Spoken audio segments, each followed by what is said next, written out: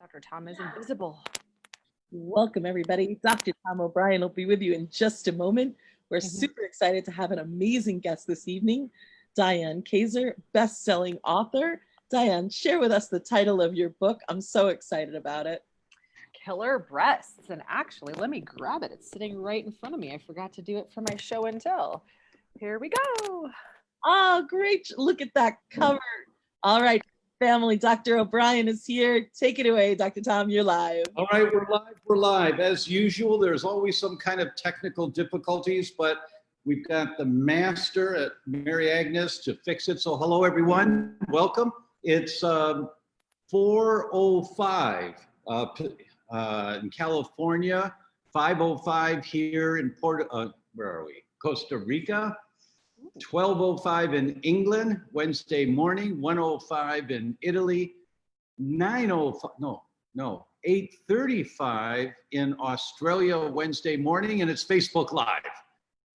And I've got a really special guest that I'm thrilled about. I saw Diane was showing her book there that just came out recently, but I thought about how I was going to introduce Diane. And I can't think of a better way of doing it than I'm going to read to you from the foreword that I wrote for her book as to who this person is and what she represents in my life. So I love this book. This book is an accelerator. More on what I mean below. When you notice something in your body is not functioning right and is of concern to you, what's your usual pattern? Avoidance? It's not too bad. Maybe it'll go away by tomorrow. That may be a healthy response and keeps us from becoming a hypochondriac or not. Rationalization? Everybody has got some kind of health issue. Fate? Yes, this condition runs in the family. It's in my genes. Grit, determination, and willpower? This is not going to take me down. Hopelessness, there's nothing I can do or I've tried everything. Exasperation, ain't nobody got time for this. Pharmaceutical, if I take a couple of Advil, I have no problems with exercising. Perhaps we know something's not right, but there's no clear path as to what to do. So we ignore, or better word, compartmentalize our concern for a future day. We all develop our own way of dealing with our bodies. After all, we have to get up and do our day, whether it's feeding the kids, a spouse, getting to work on time. Most of us don't have the luxury to just stop our lives and give full attention to a body that isn't quite firing on all 8 cylinders. Are you guys with me in what I'm talking about here? We may know deep in our hearts that something has got to change, but it's not that bad. Or you have no idea what to do and our immediate life demands take up our time and awareness. Most healthcare practitioners have wrestled with the question again and again, why doesn't this patient get it? Why don't they understand the danger of the situation? How can I say it differently for them to understand, accept, and then take action? The answer for me to this conundrum came in the 1994 game-changing classic book by James Prochaska and his team, Changing for Good. In the book, they broke it down into identifying the different stages we go through when some information rocks our boat too much. First, pre-contemplation is a stage at which there's no intention to change behavior in the foreseeable future. Many individuals in this stage are unaware or underaware of their problems. Some people call this phase denial. I call it the I'm fine syndrome. We live in a world today full of deflection, avoidance, and lack of connection with others. Our sociologists tell us as a society, we're more disconnected from community living, more isolated in our own private worlds than ever before in history. Over the years, I've noticed when I ask someone, how are you? And they respond, I'm fine, how are you? I often have no clue how that person is doing. It's a convenient deflection. Therapists tell us the word fine often means frightened, insecure, neurotic, and emotional. Imagine you're seeing a neighbor at the grocery store whom you haven't seen in a few weeks, when you say, "Hey, Steve, how are you?" Which is more satisfying to you as an answer? "I'm fine, how are you?" Or, "It's a good day today, how's your day going?" I submit the second type of response gives a positive spin on the interaction, gives a spoonful of goodwill to your fellow man. Pre-contemplation is the stage of having blinders on, being unable to fully see what's in front of you. And we all have this to some degree. Contemplation is the stage in which people are aware that a problem exists and are seriously thinking about overcoming it, but have not yet made a commitment to take action. Many people in this stage can be described as ambivalent. They want to improve their blood sugar, but are not yet ready to cut back on eating sweets. The preparation stage can be considered the information gathering and planning stage. The preparation stage is the most important. Turns out it's critically important. 50% of the people who attempt behavior change and skip this stage will relapse within 21 days, 3 weeks. That's the New Year's resolutions that start out with the best of intent and fizzle out. If you want to drive from Chicago to Miami, you need a map all the way there. If you think you know how to get to Miami because you've driven through Ohio before, you're going to have a problem. You're good with the map to Ohio. Perhaps it's in your memory banks, but from there, without a map, you're likely to make wrong turns along the way. You need a map all the way to Miami. The preparation stage, designing your map to address your health concern, is getting your ducks in a row with realistic expectations of the bumps along the way as you're changing the direction your health is going in. The action stage is when individuals modify their behavior, experiences, or environment in order to overcome their problems. Most people here are in the action stage. Glad you're here. Action involves the most overt behavioral changes and requires considerable commitment of time and energy. During the action stage, one implements the plans developed and information gathered in the preparation stage. Jumping into the action stage without preparation is like heading off on a road trip to Miami with maps that'll take you all the way to Ohio. Maintenance is a stage in which people work to prevent relapse and consolidate the gains attained during action. Why am I talking about change for good principles? And how does this relate to Diane's book, Killer Breasts? Because in our world today, so many little girls are imprinted to grow up being some version of the Barbie doll she had as a child, or its opposite. Every young woman is told again and again in social media, television, magazines, and online media that outer beauty is the ticket to happiness. Cosmetics, flowing hair, enhancements, we all know the story. It's the norm in the US. Yet a global report about beauty in women surveyed men and women in 27 countries from Saudi Arabia and Canada to Brazil and South America.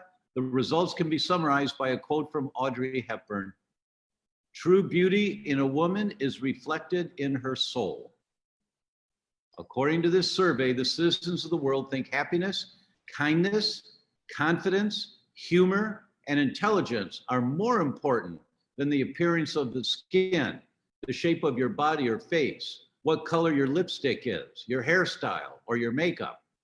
Quite different than the messaging a child receives in the US. Killer Breasts is the firsthand experience from a woman who first denied, then became aware, then suffered and cried, walked, cried, crawled, screamed in anger, got up again and started walking some more through all 5 stages of change for good on the topic of implantations, breasts, buttocks, Botox. I've known Diane for a number of years and been a behind-the-scenes friend, empowering her often emotionally painful and unfortunately all too common journey from double Ds and temporary nirvana, pre-contemplation, through dis-ease, contemplation, to functional medicine deep dives, preparation, through the ups and downs of action, into maintenance, and carrying this message out to the world. I can think of no better coach, no better advocate for those learning about the life-threatening danger of implants than Diane Kaiser and her book, Killer Breasts. Reading this book gives you the map to get all the way to your Miami of abundant, vibrant health. Get ready. A paradigm shift is on your horizon. And with that, you know, it brings me to tears to know the courage that you've got, Diane, and that you've lived with, and that you are just so dedicated to carrying this message out to people. It's why you're my friend, is because of that. And it's such an honor to have you here today. Welcome. Thank you. You have me in tears too. Yeah. So all of you out there, if you have a daughter or a mother or a cousin or an aunt with implants or Botox, pick up the phone right now and tell them to tune into this, theDr.com on Facebook Live for the next 45, 50 minutes. It'll change their life, every single one of them. So I don't even know where to start after that, right? Right? Courage. Courage to love yourself and all of your parts, no matter what other people have said, no matter what other people have poked at, no matter what other people have wanted to pay for. The true beauty of life is finally stepping into who we came here to be. And what I say what beauty is what I have become through this process of suffering, silicone suffering, toxic suffering, and beauty and the stories. And it's really the relentless pursuit, you said it, to fulfill one's life's purpose and your soul in the name of loving all that is. And when you can step into your own self-love and love all of your parts and make all of them okay, and all of the pain, all of the suffering necessary to get to where you are now, to sing the song that you came here to sing, that is the uniqueness that you are and the miracle that you are, that is what makes this all worth it. It's when you can love yourself, you can love others. And that's what we need more in this world more than ever. Oxytocin is that love. And oxytocin is what will drown out all of this stress that we're in right now. For those that don't know, oxytocin is the happiness hormone that your brain makes. When you're happy, when you taste the joy of life, you're producing oxytocin. It's the feel-good happiness hormone in your brain that we all want more of. You're absolutely right, Diane, absolutely right. So for those people who are listening here today, let's assume we've got someone that currently has implants and they don't know anything about it. So let's start there. Let's start with why the book, why the message? What is the first step to introduce them to? Yeah, the first step, well, many people, I hear this, Dr. Tom, I hear people ask, well, there's this stuff on TV and they're talking about BIALCL with cancer. Cancer is higher risk if you have these textured implants, right? And so people think, well, I don't have those implants, so I must be safe. Or, it must be the silicone ones, right? Not the saline ones.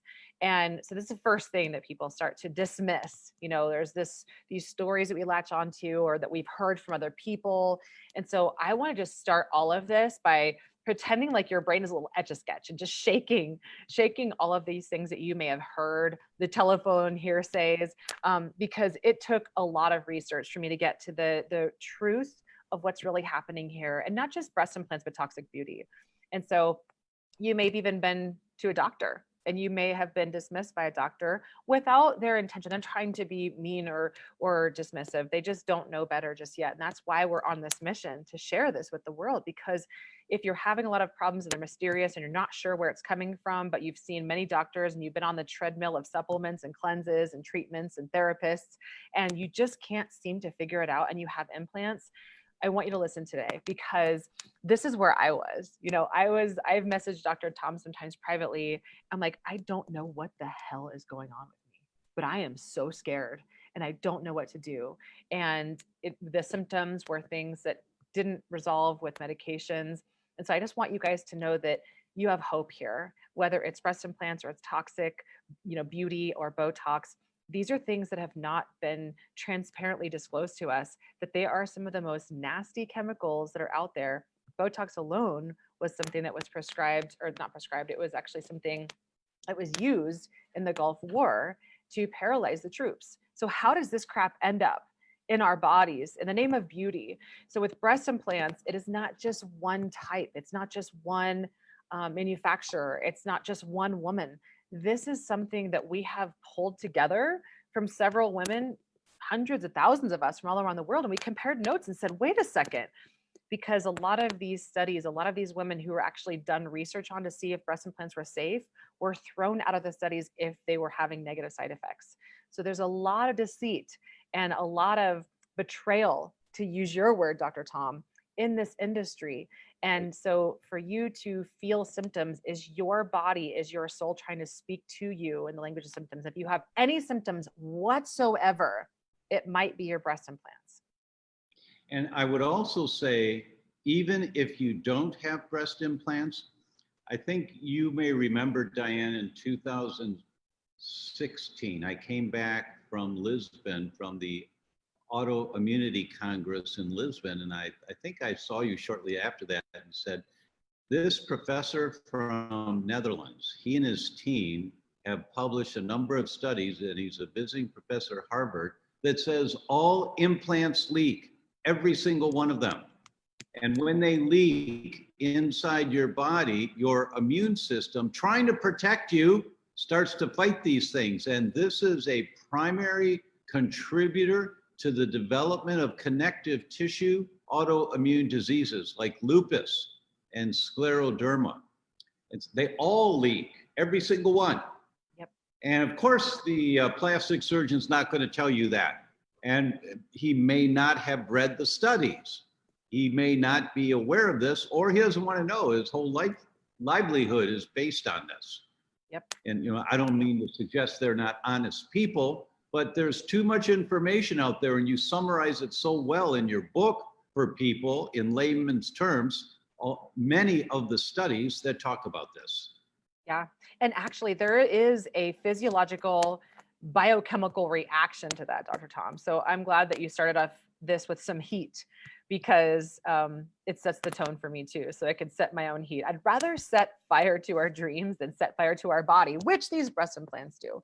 So when we look at, and I talk about this in my book too, this happens for every woman. Our body literally creates this capsule around the breast implants, and it's made of calcium, and in between it, there's this space, just this gap. So you've got the implant, and then there's this capsule. It looks like a hamburger when these things are removed from women. And in between that space there lies several different types of bacteria. One of the ones that they have found unanimously among every woman that they've had removed breast implants from is a type of bacteria that is known to cause acne. So you have women with all these skin eruptions and skin diseases and autoimmune diseases where it involves the skin. And what do? Just like me, like around that same time, 3 or 4 years ago, I'm going into the doctor and I'm like, I'm itching. Like my armpits are itching. I can't stop. I'm itching my chest. I'm itching my eyes. I'm itching my body. And I had no idea what was going on. I've done more detox work and then it would get worse. So what I found is that specific type of bacteria, you can't get to it. When it's in between the capsule and the breast implant, no amount of antibiotics can reach that bacteria that is thriving. It's like a dead pocket of bacteria, like a root canal, for example. And so just like me, just like many other women, you take all these kinds of antibiotics, use lots of different kinds of creams. You eventually end up on 2 rounds of prednisone like me, which still didn't get to the problem. And all it does is it causes more antibiotic resistance, which is purported to be one of the top leading causes in the next couple of centuries. So we really need to get to the root of where is this dead tissue living inside of us? And then, like you said, this stuff migrates. The silicone migrates, the materials inside of it, which are 30 plus different heavy metals, chemicals, formaldehyde. Many of these things eventually leak. It's just a matter of time. The longer that you've had them, the more they leak into the ancillary lymphatic nodes right here in our armpits. Then we've got increased risk of cancer. I had this stuff coming out of my stool, Dr. Tom. I thought it was maybe a parasite, and I was like, this is silicone. I've seen parasites before, but this stuff migrates throughout our body, and it becomes scary for someone to experience this. And we a lot of women think they're dying unless they're working with someone who can help them decode what these messages our bodies are trying to say.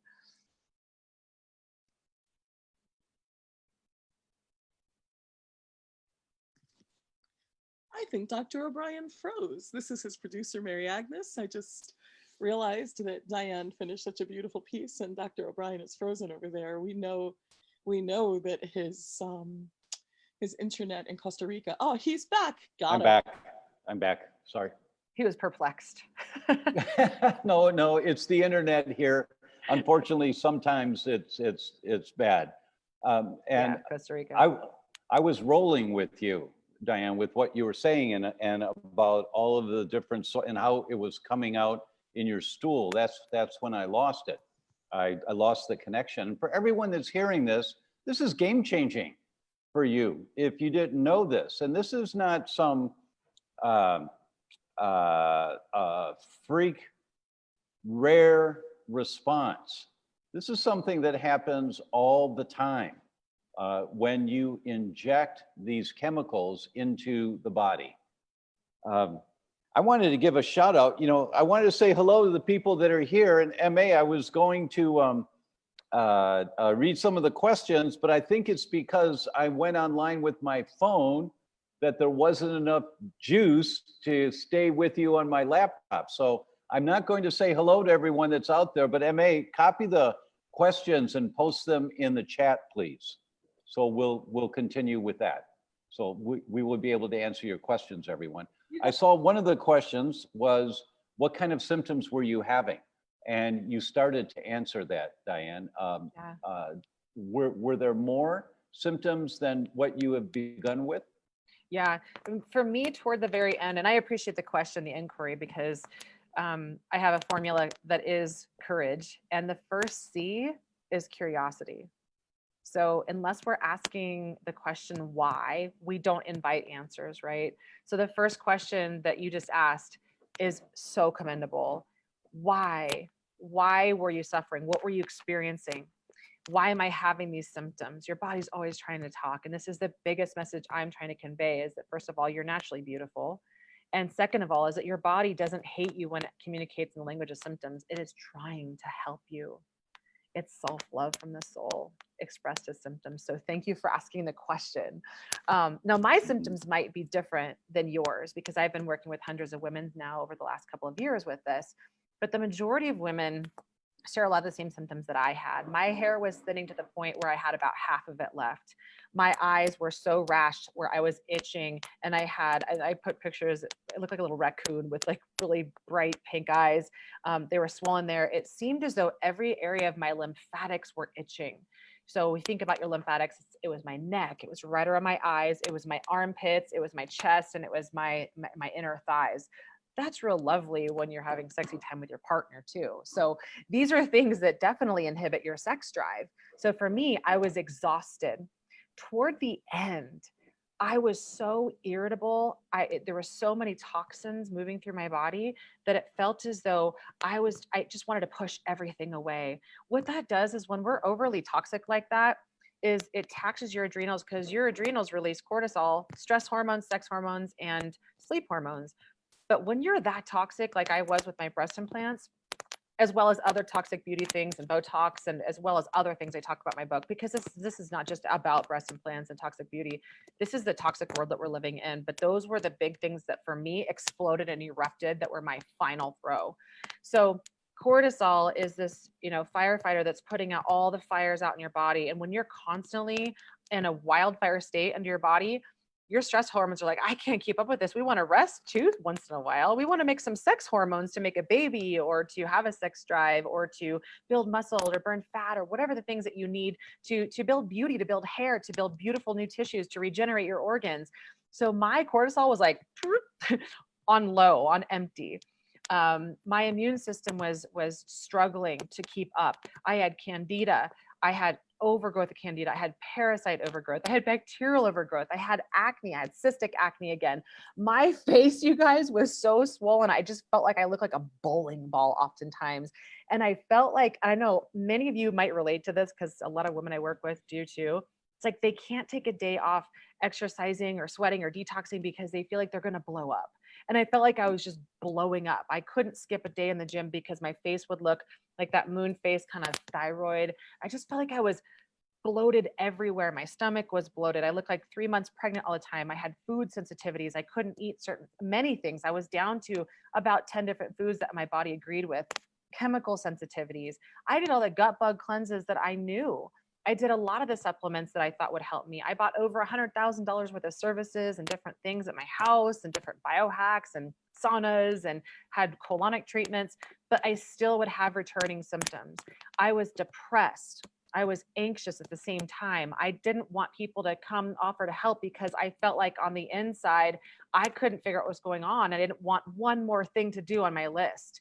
So it was many of these things. My immune system was struggling. My hormonal system was struggling. My gut was struggling. And I started to age so quickly that within 1 year, I felt like I aged 10 years. I was using all of these different treatments on my face, buying very expensive treatments. And I was going, I don't understand why my eyes are wrinkling and my face is drooping so quickly. Like, what just happened in the course of a couple of years where it felt like my body was on full-time distress mode? I could go on and on, but I had about 80 symptoms. Yeah, thank you for that. Yeah. Cindy wrote, I was so sick for years and never related it to breast implants. Had them for 43 years without being told they should be replaced every 10 years.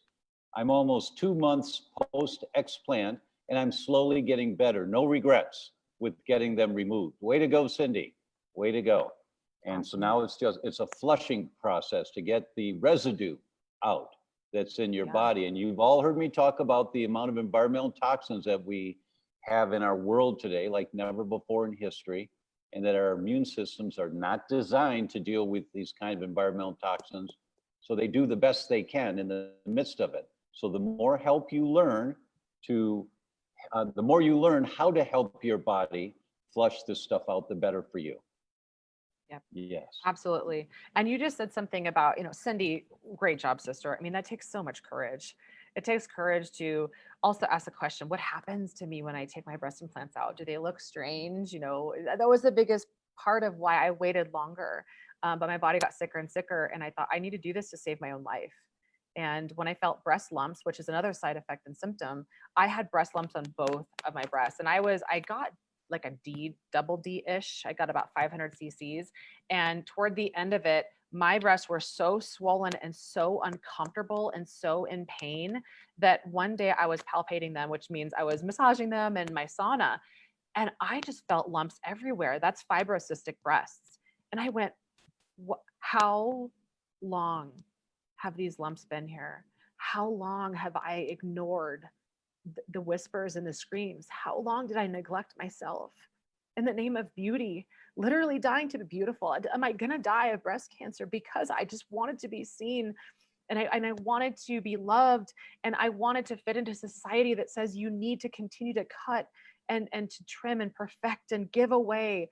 And it doesn't matter what they are, they're all ticking time bombs. And I realized in that moment, they didn't resonate with the message I came here to express anymore. They no longer, but they were amazing path to find my self-love, because is it really worth us being in the perception, the imagination that we're going to be in a casket because we wanted to please someone outside of ourselves? Yeah. And those fibrocystic breasts, my ribs that were always out of place, the constant trips to the chiropractor, my spine wouldn't ever go back into place. That's when your body is screaming something to you that someone else can't help you decode because maybe they haven't been through it themselves. Cindy added a little more to this, her statement. She said, mine were silicone as well. One implant was no longer intact. Luckily, my surgeon did en bloc capsulectomies bilaterally. Can we talk about what that means? Yes. So first of all, thank your surgeon. Not every surgeon does this. And I believe, and I talk about this in my book, that every surgeon should do this. It's a little bit of a case by case, but it usually is the case where what happens with an en bloc, when you have an en bloc plus capsulectomy, what they're doing is they're removing your entire capsule and your implant out of your body at the same time. In other words, they're not cutting that capsule, that looks like hamburger meat. And I talk about that in my book. It's people, they see those pictures and like, wait, what? What did your body do? And I'm like, that right there is proof that we are reacting in an autoimmune way because the body goes non-self, non-self. So as long as your doctor is able to, they call that microsurgery, where they're able to go through and cut and solder off the capsule where it is connecting to tissues. That this is the part that really sucks, is we start to have ribs that adheres to each other because of this capsule, and then it starts to kind of reach out and branch out, and our shoulders start to move forward and it starts to pull us inward. And it's because a lot of that tissue is starting to pull these bones together and muscles and joints together. So when they go in, they're able to cut it just so carefully that they're able to pull that capsule and the implant out at the same time, being very, very careful to not cut the capsule, because remember how I talked about that, all that bacteria inside of it. And a lot of women's implants, they have mold. But what they're finding, Dr. Tom and Cindy and everybody listening, is that they're finding mold inside of the implants. So if it can pull mold in the implants, it could extract it outwardly as well, and it lives inside that capsule. So you definitely want them to pull it out, the surgeon to pull it out, and not cut that capsule open while it's in your body, because that could dump out all of that bacteria and mold and other maybe fungus that's been inside of your body for a long time. So that's really important, and to have them take it out like that. And then also consider all the places that your ribs may have been adhesed together, and then also put your pecs back together, because this is also something they don't tell you. No surgeon tells you this, is that they have to cut off part of your pec, the outside muscle part of your pec, and that never grows back. So, the push-ups and all the activities that we're doing, it doesn't grow back again. It retracts back because we have these big implants in the way. Why is that not disclaimed to us? Why is that not transparent when we go to get our surgery, that as a bodybuilder or an athlete, that we will never have use of that function of that muscle ever again? Now, the pecs, that stands for the pectoralis muscles. They're on the chest. When guys are lifting weights, they get really big pecs. Women have pectoralis muscles also. And when Diane says they won't grow back, when you cut the muscle and take it out, there's nothing left to grow back again. And so some other part of the muscle, maybe on the sides, you can work it and make it stronger. But when they cut it and take it out, it's gone. It's just gone. Yeah. It's gone. And a lot of our function, for me, a lot of the function that my neck, my shoulders, and this is what I speak for so many women, breast implants are not, we're all sitting like this, right? We're all sitting at our tables. We're turning back into these, four limbed creatures. And when we're doing this, we're also pulling your neck forward, and it's putting this fight or flight stress response in our body on top of all the toxins and the chemicals. And it's also closing off your heart chakra. So what happened when I remove my breast implants is of course, I still can't do a push-up the way that I did. I think that won't come back because those muscles out here are gone. So I just really had to be mindful of my spine. But also, I lost 15 pounds of inflammation pretty quickly. I also have a cleanse that I lead women through. Just like you, Cindy, it's great. About 70% of symptoms resolve after you remove breast implants. But for the other 30%, and for some women who don't have symptoms resolve, we have a lot more detox work to do. A lot more. For every 1 year that you've had your breast implants, it takes about 1 month to recover. So if you've had 10 years of breast implants, that's 10 months. And you could accelerate that. So you could accelerate that by making sure that you're getting rid of the inflammation, the source of the inflammation, and stimulating and moving your lymphatic system, and making sure that all of your detox pathways are open, like your breath. That's where like 70% of detox happens. Then you've got your colon with your bowels, your poops, you're going urination and sweating. So a lot of women are not doing a lot of that when they get out of their surgery. They're just finishing their surgery and they're like, okay, I'm going back to work. We have a lot more work to do to rebuild your body. That's why my program is called Cleanse Your Body, Heal Your Hormones and Your Gut, and Ignite Your Life. And the Ignite part also goes into really diving deep into your mind of the stories that you've authored, not you've authored, but you've latched onto what you think that you need to believe in order to be beautiful. So we really need to revamp that. Who am I? What makes me beautiful? And how can I find this inner natural beauty and express that? So there's a lot of function that goes away that you don't get back, but then we get to replace it with new function, which is what I love to do, is remove the weeds and plant new seeds. Oh, that's nice. Now, Diane, when you say for every year you've had an implant, it takes about a month of detoxing, that is focused, programmed detoxing. Yes. That's not just living life and going back to work. And Right. so what happens for those people who do not have a programmed, guided detox program that they're doing? For What breast happens to implants or them? anybody? Breast implants. Yeah. So I've seen this, you guys, and I can't scream this from the rooftops enough, that this procedure, this process is not just about removing your implants. This is also about removing the story that brought you to get them too.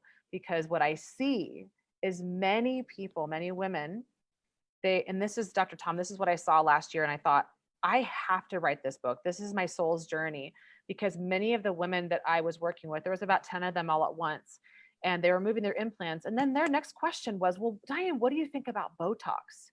And I was like, no, no, no, we're not getting the picture. Like, how much torture do we need to put our beautiful temple through before we get it? That when you continue to cut yourself open and inject and give yourself away to people please, you're gonna get sick no matter what it is. So it is also about detoxing that, what I call is a talk sick. It's you talking to yourself in a sick way that says 90% of our thoughts are self-sabotaging and limiting beliefs. Why? Our culture, Barbie, Baywatch, MTV, magazines, Pamela Anderson. I mean, right now I'm working with a celebrity who was one of the Baywatch models, and she's getting her breast implants out right now because she was also programmed to believe that to be a model, to be an actress, she had to get breast implants. You know what? Now she's also angry at the system. So what happens is if we ignore these whispers and screams, the body gets louder. It gets louder. These toxins erode every corner of your body. So we need to go work within the brain. Dr. Tom wrote that beautiful book about broken brain and how we can actually get rid of a lot of these toxins that are contaminating our brain. They're contaminating and hiding in our fat cells that have moved into our organs and cause leaky gut. It is about getting these things out. And it's not just breast implants, it's not just Botox. It is everywhere at this point. So toxins are insidious.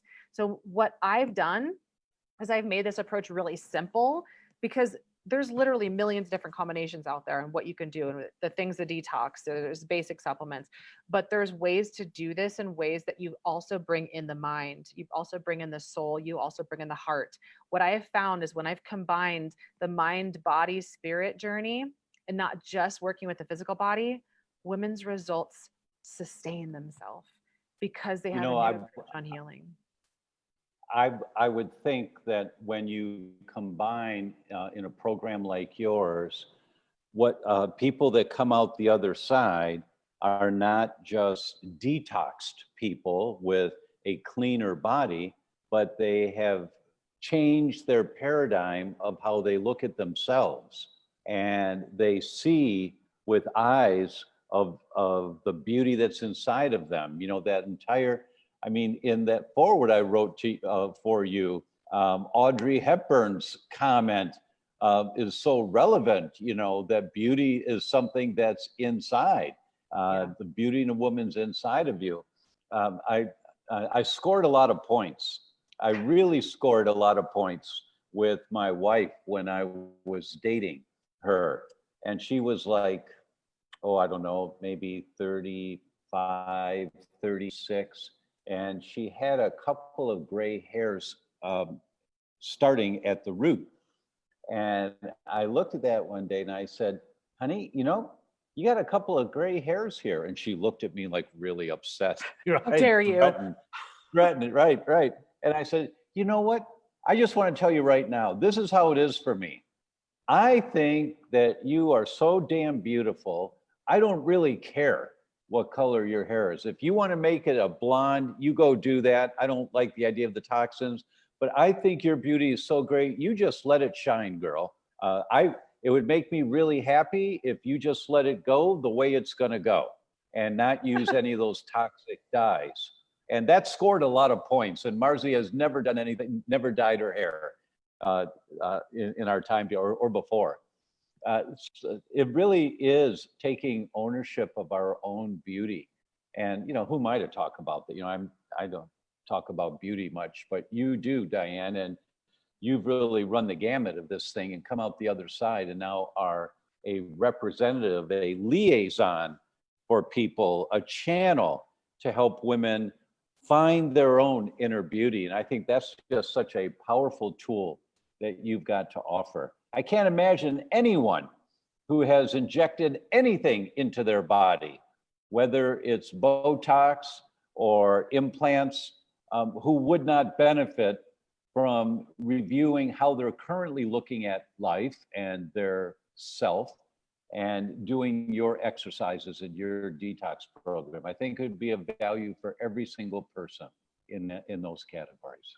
Amen. And, thank you for being an advocate for women, for being one of the men of, I wouldn't say the dying breed of them, because men have been programmed too, that we need to look a certain way. But thank you for doing that, Dr. Tom. I believe that I also had pink hair dye when I had, breast implants and Botox. So it's hard to say which one of these things were, because I was just extremely toxic. My methylation, detoxification pathways were struggling, and it was obvious. And this is what I find for many women. In fact, I actually created 10 Bs that the average woman is assaulted with today. That is what I support with, and not just breast implant illness or not Botox illness, but it's breast implant illness, it's Botox illness, bacterial overgrowth in the mouth and the gut, systemically throughout the body, birth control, brain inflammation and mood imbalances, beauty toxic products, broken beliefs, and the bully within, blindly trusting and dismissing our intuition, betraying our body, and binging. And women today are binging on anything that we can get our paws on in order to numb ourselves out from the discomforting beliefs that we have that we're not enough as we are. Binging could be Netflix. I call it Netflix and ill. Netflix and ill instead of Netflix and chill.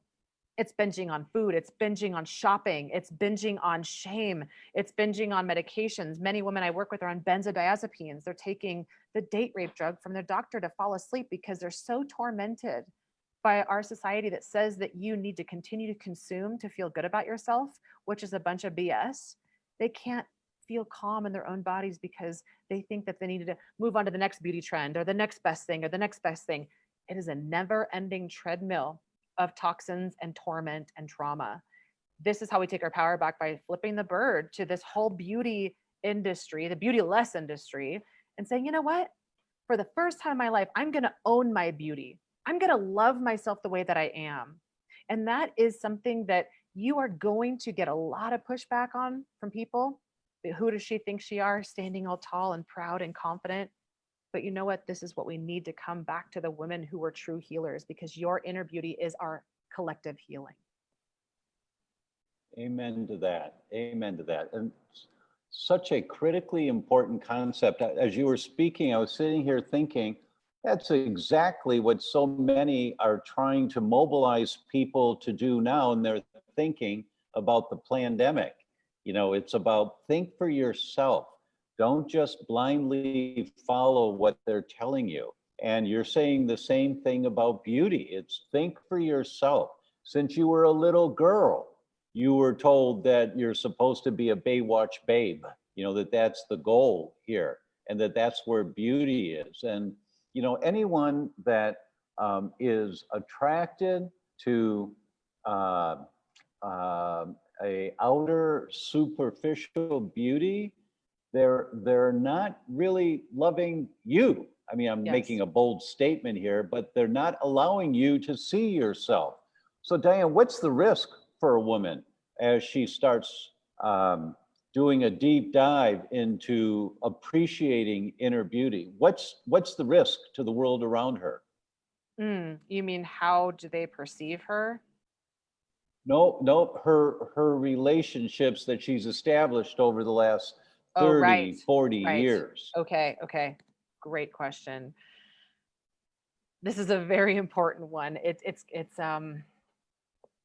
for me, I realized when I was going through this whole thing it was probably 3-4 years ago, is the people who I attracted from my toxic exterior were also toxic interior. And they no longer resonated with my upgrade. So when you start to make a claim that you're no longer going to allow these things on, in, or around your body, and that includes people, that's a bold statement. It's called boundaries. And it's something that we have not been taught very well. We've been taught to be people pleasers, to be codependent, to give our ass away, to be beautiful. And that's to their benefit. But what about us? We're taught that we're selfish to put ourselves first.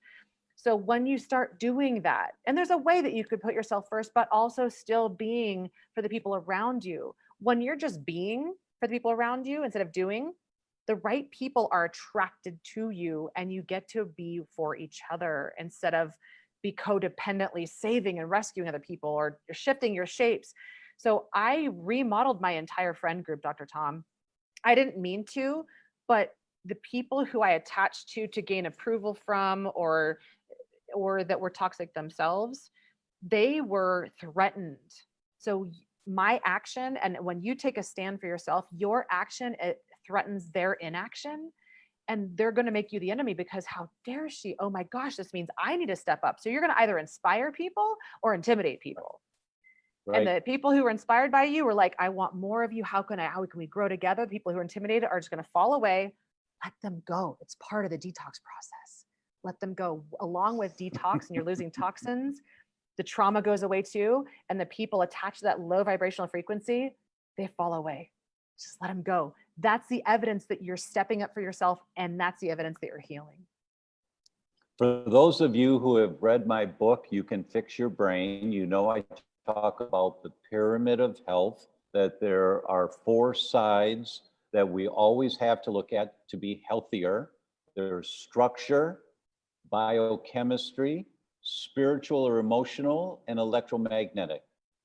And in the world of relationships, when you start to look inside and appreciate your own inner beauty and take ownership of your own inner beauty, the spiritual or emotional side starts to change. And those people, those environments, those friends at work, those family members that are so accustomed to you giving your power away, not taking ownership of who you are, sacrificing your own well-being, those people that are accustomed to that, they start to drop off. And sometimes it's not going to be friendly, because they're not conscious of it, you know, so they can sabotage you. Diane, you've counseled lots of women now. What are some of the stories of what they've had to go through? Oof. When I say this is not the easy stuff to talk about. This is not the easy stuff to talk about, but right. Reality check. Yes. You know, yes. We need to do this. If you've got implants and you're understanding these things are toxic and they're going to kill you, reality check is this is what you're in for, and you need to build a support system that's going to support you as you're going through this transition. So what are some of the stories? Yeah. So there were several of them. You said lupus earlier, right? And I started working with one woman who came to me and she had a mammogram. Her implants were several decades old. I think they were in the 30s. Just like Cindy said earlier, we're supposed to get them every 10 years, but barely anybody talks about this stuff, right? And mammograms actually are the most harmful thing that you can do for scanning your breast. So scratch the mammograms. I can't say this, I'm not a doctor or your doctor, but as an advocate for women and your breasts and the hearts behind your breasts, that is really your true beauty. Mammograms are actually known to rupture breast implants. They also cannot detect, it's like 55% of the tissue they miss. So there's something called a sonosine. If you guys follow the link that Dr. Tom is going to be sharing, I have all of this information for you, and not just about breast implants, but also, you know, how to clear your body of all these harmful toxins, to work with the mindset, your heart set, your soul set, and to really start to develop confidence and trust in yourself again, and to attract all the things that you want in your life. And I say that because I've done that, and I am proof of that the last year. So these women the one who had a mammogram, ruptured her implants, diagnosed with lupus. She was put on all kinds of medications, prednisone, steroids. You get the idea, right? It was years, and she was trying to figure out what was wrong with her.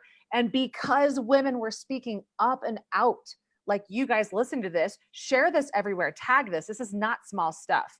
So people heard me speak, share this with this woman, and she went, oh my God, I got lupus right after my mammogram and my implants ruptured. So she was able to put 2 and 2 together.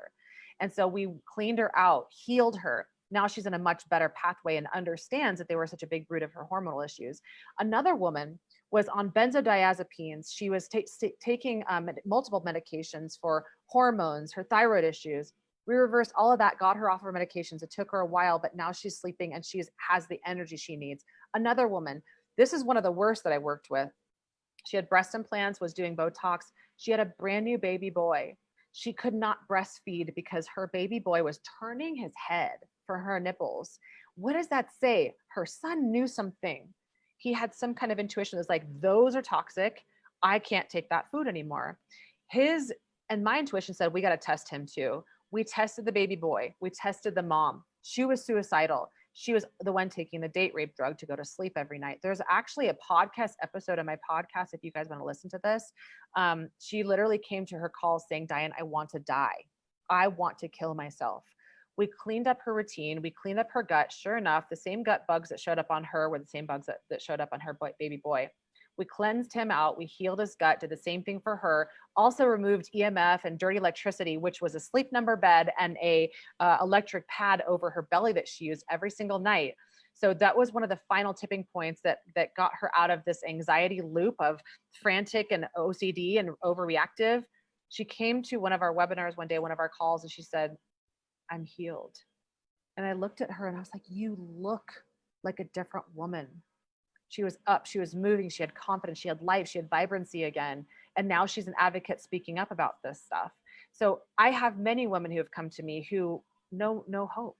But I could go on and on. There's multiple autoimmune diseases, multiple skin disorders, multiple inflammation, infections, and their hair was falling out. They also had sometimes abusive partners. And what I mean by abusive, not just physically abusive, because some of them were not physically, but emotionally. And their husband did not want them to have their breast implants removed because it was their identity too. It was their toy too. Well, it helped the woman realize this was one of the greatest toxins because he bought them for her. So that's also something that needs to be addressed, is like Dr. Tom said. Exactly. Who are the players in your life? Are they adding to your vibrancy? Are they adding to your beauty? Are they saying, like Dr. Tom, you don't need no hair dye, you're beautiful as you are? Or are they saying, well, you might want to just, hey, let's get something else to amend your body because I would like something to appreciate you more because you're aging. You're aging. Yeah. Well, no, it's so are they. Exactly. Very toxic. Yeah. Very toxic. A couple of questions have come in.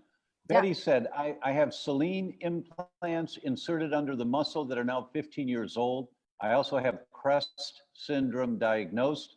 I'm considering their removal, especially after hearing all of this.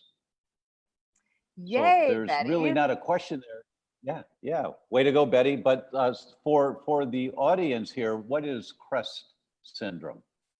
Crest syndrome is something I don't know. There are a lot of different things out there. I don't know if you guys are aware of this. Neither do I. There are I don't know what 20. Yeah, I don't either. Definitely not the toothpaste that I advocate not doing, not using. But there are over now 20,000 different diagnoses that you can receive when you go to your doctor. 20,000. So practitioners like Dr. Tom and myself, we can't keep up with. Here's what happens, Betty, and everybody listening. Oh, you have a rare form of. It's not rare. What it is a symptomology of toxicity, gut infections, the trauma in the mind. And when we can clear all of those and work on the foundations, these 20,000 rare syndrome things just start to disappear. When it gets so complicated that we don't even know what's going on, then people want to be put into a box and think that the healing is only in this box. So it makes it very difficult. When you come in and work on the foundations and you start to detox and heal, then there's no more symptoms left to have a diagnosis, around. So sorry, we don't know that one. No, I found it. Crest syndrome, also known as the limited cutaneous form of systemic sclerosis. So it's an autoimmune disease on the skin. It's a We talked about that. multi-system connective tissue disorder. Crest refers to the 5 main features: calcinosis, Raynaud's phenomenon, esophageal dysmotility, sclerodactyl, and telangiectasia. Yep. So, Yep. yeah, Betty, I'd really suggest that you get Diane's book, have a consultation with Diane, and just start chewing up some of this information and see if it feels right to you to explore it. But just don't stay in the state of denial that I started off with, right? I talked about the 5 stages of change. Yep. So this may be where you're first getting information and it's overwhelming. I know this can be overwhelming. That's okay. That's okay. You won't suffer from being overwhelmed. And as long as you take base hits, just take one bit of information at a time. Remember, I always say base hits win the ball game. And this is true for everyone out there, but for you, Betty, just take a little bit of information, just digest it, think about it for a few days, maybe send Diane an email, maybe you hire her for an hour to have a consultation with her, and just walk this forward at your own pace. But your body is talking to you. If you've got the cutaneous form of systemic sclerosis, that ain't good. And it's not supposed to, and there's no anti-inflammatory, there's no steroid that's going to stop that. Nailed it. The treatment protocols for systemic sclerosis are designed to attempt and reduce the symptoms, and that's helpful, but they don't deal with the problem. The problem is the toxins internally that your immune system, and you remember I talk about this so much in my book, The Autoimmune Fix. Autoimmunity is not a mistake. It's your immune system trying to protect you from something. So the question is, what's it trying to protect you from? So I'm glad you're thinking about this, Betty. Thank you so much for Betty, your comment. I have one thing to share, Dr. Tom. And I talk about this in my book, and for everyone listening, they did a study on 100,000 plus women, and not, of course, in America. And they concluded that the risk of certain autoimmune diseases increased by up to 800% for Sjogren's syndrome, 700% for scleroderma, and 600% for arthritis for women with implants compared to the general population of women of the same age group and demographics. So this is very common. And I will say that my skin looks more young and youthful, and so do I, as do many of the clients and patients we work with, than when they had implants. It's just like these plastic things living inside of you. And so many of us work to, not use plastic and BPA free. And we don't use plastic for things that we're using to store our food, or we don't drink out of plastic water bottles, but then we have these things that are living inside of us 24/7. So I'm glad you asked the question. And for sure, for everybody, it is a journey. It is definitely a journey. Please don't take this journey alone. We're going to stay on for another 8 minutes or so because we started late due to technical difficulties. Portia said, false eyelashes are the new craze that many women are poisoning themselves with. Any new TV show you watch, all the actresses have these false eyelashes. What message are we sending to our young women? God, Portia, I love you. I love you for saying that, because our next generation is, you might have seen hashtag Save the Children. This is what we're talking about, among many other things. It's like, ask yourself and ask the little girls out there, how, especially mothers, and this is not said with shame, ladies. I'm not saying this like, moms, how dare you put on eyelashes? You're ruining your young daughter. But I'm not trying to change your mind, as I'm sure are you, by asking that question, Portia. I'm trying to open it. These eyelashes, I did them a couple times, but then they were aggravating my already existing itching that I had around my eyes. These are toxic glues that live right next to your eyes. And this is one of our six senses. And it, among many other things, I don't know about you, Dr. Tom, but this is what I have heard now since I've coined myself the non-toxic beauty queen, is if you have anything fake on the outside, it gives somebody just a little bit of skepticism to wonder, I wonder what else is fake on the inside. Is there something they're trying to cover up? And I like makeup. You guys can see I'm wearing makeup, but it's non-toxic makeup or it's low toxic makeup. Those are all the things that I talk about when I walk people through my program. It's not just about like how to cleanse a body. It's about how to still illuminate your natural beauty with healthy, non-toxic beauty products and approaches and things that you can do to biohack and beauty hack, right? So it's so, so true. It's eyelashes, it's eyebrows, it's hair color. It's never ending. And people are spending 2 to 3 hours to put their makeup on before they go on a date. It's talk about Right. time, you know, it's time, money, Right. energy, and we don't have a lot of energy when we're applying toxic chemicals all over our body. It's crazy. Mary asks, I know main topic here is breast implants and Botox, but can you maybe touch on hair dyes and nail polish toxins? And Yes, then she that said, is, wow, well said. yeah. Well said. Caps lock. We like the caps locks. Ladies, I loaded it in here. Even if you don't have breast implants, and follow the link that Dr. Tom has because he's got great gifts. He's going to give you, extra that are just my book. Over $250, where I think we're like $500 worth of extra gifts or something, but Dr. Tom will provide that for you. I talk about everything in here. It's like, okay, this is a book for women who have boobs, who have breasts, because in here I talk about exactly what you just said, Mary, is hair dyes, nail polish, formaldehyde. And also, when you go get gel manicures, you're putting your fingers and your toes inside of these things that are super high dirty frequencies and electricity. And I don't know about you, but I can feel the zaps when I put my hands in them. And women are complaining of cold hands and feet. And a lot of that is thyroid conditions. Dr. Tom talks about this in his book too, and all of his books with, the brain, where he's talking about how you can fix your brain and the autoimmune fix. He's who I've learned a lot of these things from. And I bridged what I've learned from him with toxic beauty and went, oh, we have a lot to talk about, Dr. Tom. Did you know that we've compared notes? So there's so many cool nail polishes that you can use on your hands and show little girls, your daughters, how to do it. That's non-toxic. It doesn't have to be. So it's just like Dr. Tom talks about, and Marzi, his wife, there's so many foods that are out there that are amazing, that taste good, that don't need to contain gluten. You don't need to sacrifice your beauty. You don't need to sacrifice tasty foods. There's healthy alternatives. And I don't even, you can see my nails. I don't really think I need to have, nail polish anymore. You do what's fun. And eventually you just stop caring about it altogether and you just do what's necessary in the morning. You save a lot of time.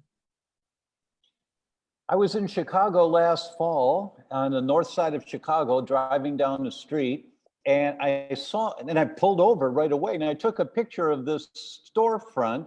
It said organic nails, and underneath it said phthalate-free polishes and waxes. So it was a store that was advertising being more conscious with the products they were using for women to come in and have their mani-pedis. Yeah. So there's lots of things out there, and Diane's book, I'm sure, has lots of references. Our books have the references to it. This will be the last question from D. Gabrielle. Got it. Diane, did you have to have reconstructive surgery? What do your breasts look like afterwards now? I got the picture for you right here, Dr. Gabrielle. And I do support a lot of doctors through this process too. So thank you for being humble to ask the question. Here's the actual picture of my before implants, and then with implants and after implants. So this is in the book. You can see here, I was really self-conscious that I had one breast smaller than the other one, and I wanted to make my cleavage closer together. So I got these lovely double Ds that almost killed me, and they still were far apart.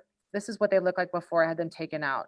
This is 6 weeks post explant. So you can see that they were built back, and I've lost about 50% of this tissue, which you're going to hear from a lot of doctors, and I can help you all with this, but you're going to hear from a lot of doctors that you won't lose a lot of this. This is called fat transfer. I had fat transfer. I talk all about that in the book.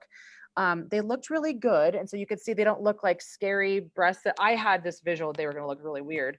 I had fat transfer, and I had fat moved from parts of my body, like my inner thighs and my waistline. I didn't have a lot. I was only about 18% body fat before.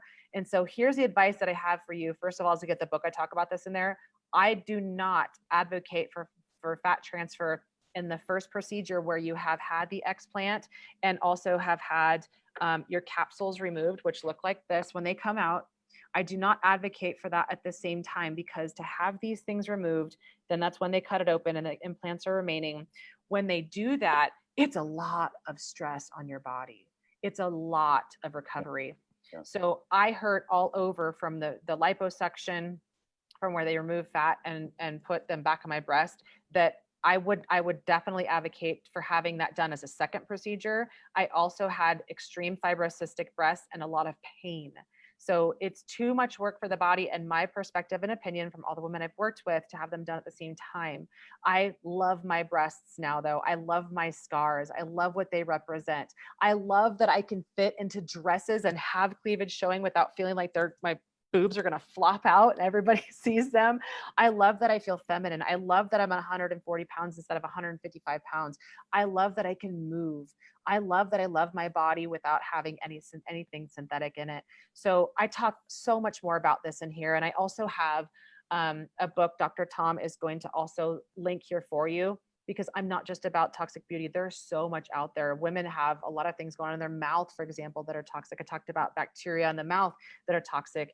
I also talk about, like I said, the last 3 in my top 10 toxic formula, the last 3 are in your mind. So I also help you just free yourself from all of these bully inner bitch thoughts where we're just so mean to ourselves. Where did that even come from? I teach you ultimately how to detox that, so you don't feel like you need to cut anything apart or alter anything, and you just own your power, you own your beauty, and you own your purpose. That's what I'm here to do. That's the message I came here to sing. And I want to teach you how to fly, which stands for first love yourself.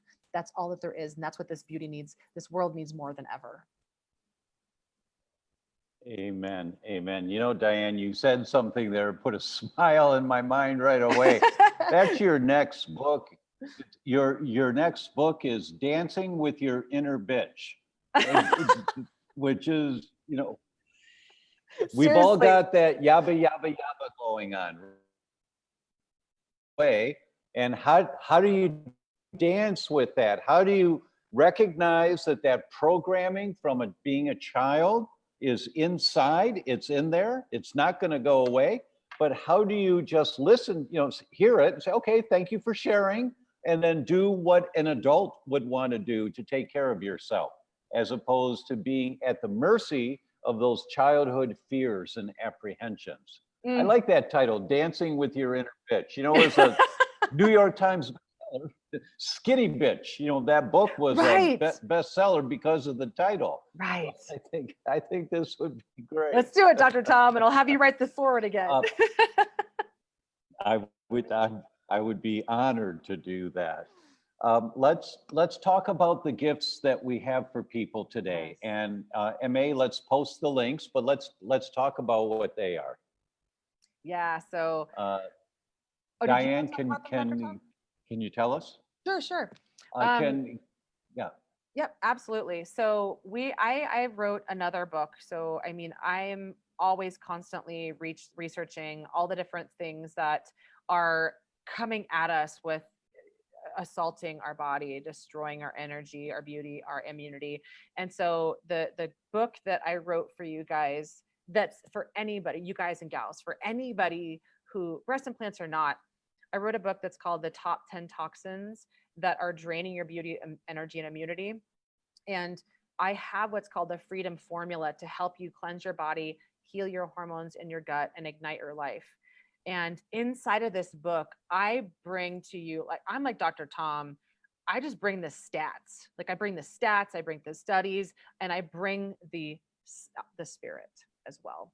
And so you're going to see in here the reality that we do once in a while cleanses, and then we think we're done. But the reality is that we are surrounded by these things, and it's not about fear. It's about reality and how to make it a step-by-step process toward doing it, like you said, Dr. Tom, like base hits, or I'd say as a soccer player, you know, little assists or something like that.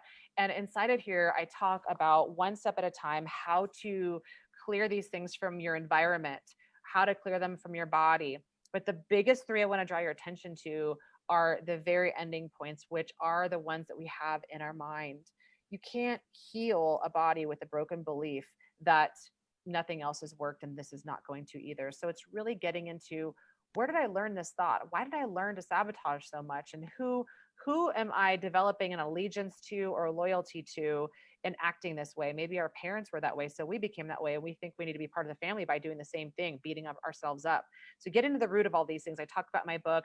I talk about the formula that I created that I think every woman needs to have and lay the foundations for the very first floor to start her goddess garden. Because a lot of us are all over the place chasing all these different solutions, but we don't have the foundations. This is a return back to Gaia, to our goddess mother earth, whatever resonates with you. So I talk about that in this book and where you'll find these things, who else is suffering, and how to heal from them once and for all, and to bring those two things together. So that book is loaded, it's packed, and it's also, you know, the foods, the things in your house that are toxic, the things that are supportive of hormones and detox. We're going to get into a lot of things in that book. So I'm going to take about 10 years away from you having to figure this out on your own, and I put it into one book, as well as all the freebies that you're going to get in addition to that, especially if you have breast implants. If you have breast implants, we've got more free gifts for you too, like how to pick a doctor. I talked to 11 before I landed on the doctor that I wanted.